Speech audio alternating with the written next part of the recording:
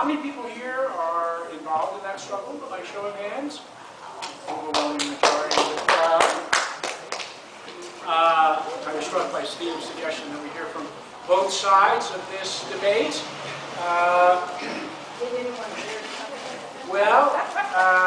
You know, I'm here to break the news to you that this is not actually a book launch for this book. It's actually a book launch for this book. Stronger Together, the story of SEIU. Now,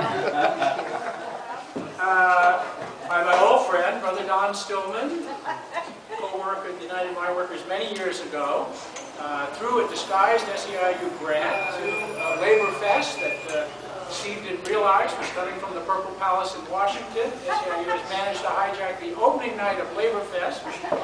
And the author could not be here. He asked me to fill in for him, answer any questions you might have about this competitive book. And I will be very happy to answer them. I mean, in all seriousness, and Don, you know, Don could not be here because his wife, Judy Scott, is the general counsel of SEIU, and they're back brainstorming in D.C. how to slow down this election at Kaiser. It's delayed the book launch. But anyway, this is symbolic, right? On the ground, we have an incredible history-making David versus Goliath struggle, and in the small world of labor book publishing, we have Big Purple versus the Little Red Book, which actually, in deference to the political sentiments of PM Press, the great publisher is tinted black, but also with red letters. So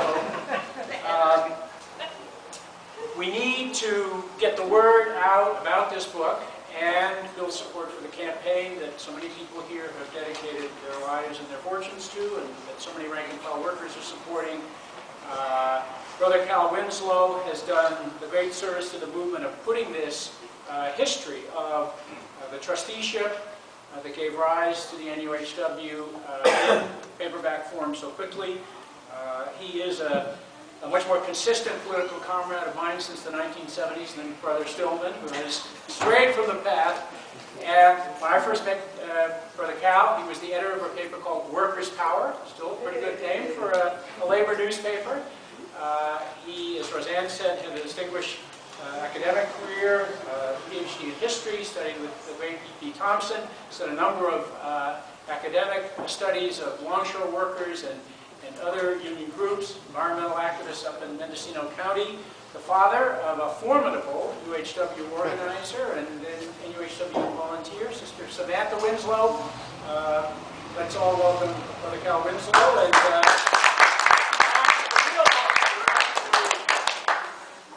thank you very much, Steve. Roxanne, I just want to say a couple of things about my involvement in this.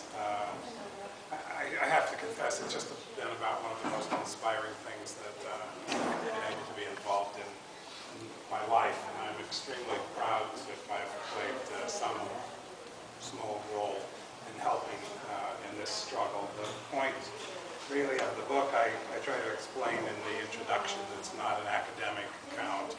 It's an account of someone who's committed to a victory for NUHW in this struggle for the leadership of the organization of California Healthcare Workers. Steve, as usual, as he's done many times in his life, kind of dragged me into this, or inspired me. My daughter Samantha did the same. His daughter Alexandra did the same. So we come in with some commitments already. I think that one of the main things I'd like to say is that I'm motivated as well by the idea that an injury to one is an injury to all, and that really has to be made to be one of the watchwords of the labor movement. Again, and without turning us to something down, I have to say I still feel horrified at the idea that this wonderful, powerful, 150,000 member strong voice for all of us in California was essentially wrecked by this man who is now on the board of a bio-warfare,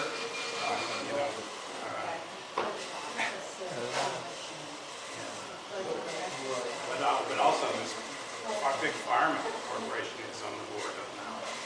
Anyway, so I don't really want to say too much more than that. I did want to say that Steve and I and others have been doing our best to find ways that we can to practically support the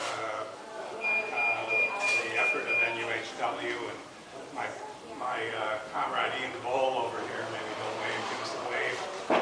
From Retort, he helped us organize what I think was the first solidarity meeting that took place here in the Bay Area after all, before the trusteeship, and helped us to organize a conference at UC Berkeley where we brought together 60-some people for a day-long conference. Many members of the UHW West at the time came and did that, and helped us get involved in finding practical ways to support this struggle.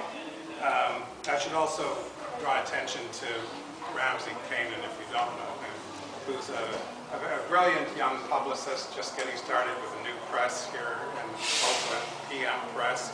His comrade Shell is back here. You want to give us a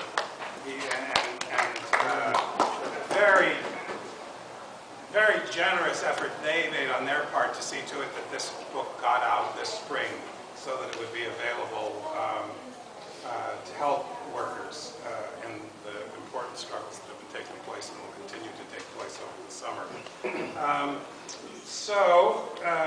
With that, I would like to follow in the spirit of Steve and say that I don't know everybody who's here, but Sal is here, Paul, Phyllis, John, others, right? NUHW members. Adrian, somebody with a... Mad Dog? Anyway, thank you, and say that I'm very flattered that you would come out for this. I'm also flattered by, extremely flattered, and have to keep, try to be as modest as possible. An NUHW member from Southern California, I think one of the leaders really down in Southern California, just produced a review of the book for Labor Notes. You can see it online, and this has got to swell my head. But I think it's in a very good spirit that I'm extremely proud of. He says about the book that he thinks I take a page from the work of another great pamphleteer who said, "I bring reason to your ears, and in language as plain as ABC, hold up truth to your eyes." Thomas Paine.